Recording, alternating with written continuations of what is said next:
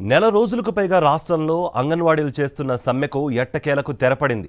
ప్రభుత్వం, అంగన్వాడీ యూనియన్లు పరస్పరం అంగీకారానికి రావడంతో ఇవాటి నుంచే ఉద్యోగులంతా విధుల్లో చేరనున్నారు.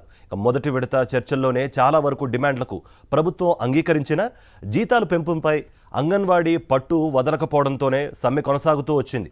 అయితే ఈ ఏడాది జూన్ నెలలో జీతాల పెంపు చేపడతామన్న స్పష్టమైన హామీతో ప్రభుత్వం అంగన్వాడీల సమ్మెకు ముగింపు పలికారు.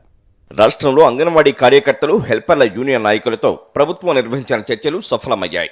విద్యాశాఖ మంత్రి బొత్స సత్యనారాయణ, ప్రభుత్వ ప్రధాన సలహాదారులు సజ్జల రామకృష్ణారెడ్డి, ఐసీడీఎస్ అధికారుల సమక్షంలో సోమవారం అర్ధరాత్రి వరకు అంగన్వాడీల డిమాండ్లపై సుదీర్ఘంగా చర్చించారు.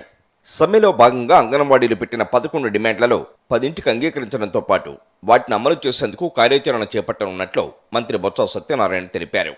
జూన్ నెలలో జీతాల పెంపు, రిటైర్మెంట్ బెనిఫిట్స్ పెంచుతామన్న ముఖ్యమైన డిమాండ్లపై పరస్పరం స్పష్టమైన అంగీకారానికి వచ్చినట్లు తెలిపారు.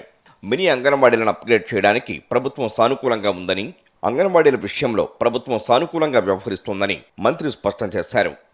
మినీ వర్కర్స్, హెల్పర్లు, వర్కర్స్ వారి తాలూకా కొన్ని మా డిమాండ్ల కోసమని వారు కొంతకాలంగా సమ్మె చేస్తున్నారు. 2 దఫాలుగా వారితో చర్చలు జరిగాయి. మరి ఆఖరిగా ఈరోజు కూడా చర్చ జరిగాయి. మేము కూడా ఉదయం మన ముఖ్యమంత్రి గారితో ఈ విషయాలన్నీ కూడా చర్చించాం. ఆయన ఇచ్చిన సలహా సూచన మేరకు ప్రభుత్వం పూర్తిగా కూడా వాళ్ళ సమ్మె పట్ల సానుకూలత ఉండి ఏవైతే 11 డిమాండ్లు వాళ్ళు వచ్చి మా ముందు పెట్టారు, అందులో 10 డిమాండ్లని మరి ఉభయ అంగీకారంతో 10 డిమాండ్లు కూడా చేశాము. 11 డిమాండ్ గత 2 సార్లు ఏదైతే దాన్ని పొడిగించుకొచ్చామో, ఏదైతే వేతనం అనే విషయం ఏదైతే ఉందో దాన్ని కూడా జూలై నెలలో కూర్చొని ఉభయలు అంగీకారంతో ఆ కార్యక్రమం కూడా దాన్ని కూడా పూర్తిగా నెరవేరుస్తామనే విషయాన్ని కూడా వాళ్ళు చెప్పాము. అందరూ కూడా సానుకూలంగా స్పందించారు.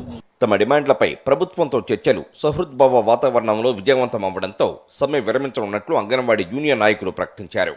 వేతనాల పెంపు విషయంలో దీర్ఘకాలిక పోరాటానికి పరిష్కారం లభించిందని సంతృప్తి వ్యక్తం చేశారు. రిటైర్మెంట్ బెనిఫిట్ను ఉద్యోగులకు 50 నుంచి 1,20,000కు, హెల్పర్లకు 20,000 నుంచి 60,000కు పెంచడానికి ప్రభుత్వం అంగీకరించిందన్నారు. ఉద్యోగుల పదవీ విరమణ వయస్సు 60 ఏళ్ల నుంచి 62 ఏళ్లకు పెంచడంతో పాటు ప్రమోషన్ల కోసం వయోపరిమితి 45 నుంచి 50 ఏళ్లకు పెంచడానికి ఒప్పుకున్నట్లు తెలిపారు. సమ్మెకాలానికి వేతనాలను చెల్లించి అంగన్వాడీలపై పెట్టిన కేసులను ఎత్తివేస్తామని హామీ ఇవ్వడం పట్ల సంతోషం వ్యక్తం చేశారు. 3 సంఘాల ఆధ్వర్యంలో మంత్రులు, గ్రూప్ ఆఫ్ మినిస్టర్లు, అట్లనే ఐసీడీఎస్ అధికారుల సమక్షంలో చర్చలు జరిగినాయి. సుహృద్భావ వాతావరణంలోనే చర్చలు జరిగినాయి. ఈ చర్చలను మేము అంగీకరిస్తూ ఉన్నాము. ఈ రోజు నుంచి ఇప్పటిదాకా మేము ఏదైతే అనుకున్నామో ఆ సమ్మెని కాల్ ఆఫ్ చేయాలని చెప్పేసి అనుకోవడం జరిగింది. సంక్షేమ పథకాలు ఇప్పటిదాకా అంగన్వాడీలకు వర్తింపజేయట్లేదు. ఎందుకు అనంటే అంగన్వాడీలు ప్రభుత్వ ఉద్యోగులుగా ఉండడం అందువల్ల కనీసం మామూలు వచ్చే వాళ్ళకి పెన్షన్ కూడా అంగన్వాడీలకు ఇవ్వట్లేదు. అట్లనే 7,000 రూపాయలు వస్తున్న హెల్పర్లకు కూడా సంక్షేమ పథకాలు అమలు కావట్లేదు. అందుకని ఏదైతే ఉద్యోగస్తులు అని చెప్పేసి సిఎఫ్ఎంఎస్లు వేతనాలు తీసుకుంటున్నారో దాన్ని డిలీట్ చేసేసి ఇతరులకి ఏదైతే సంక్షేమ పథకాలు వర్తింపజేసే గైడ్ లైన్స్ ఉన్నాయో అవన్నీ కూడా అంగన్వాడీలకు వర్తింపజేసి అమలు చేస్తామని చెప్పేసి కూడా చెప్పడం జరిగింది. మొత్తంగా 42 రోజుల పాటు సాగిన అంగన్వాడీల సమ్మెకు తెరపడగా ఇవాల్టి నుంచే వారంతా విధులకు హాజరు కానున్నారు. దీంతో అంగన్వాడీ కేంద్రాల్లో గర్భిణులకు, చిన్నారులకు యథావిధిగా సేవలు అందనున్నాయి.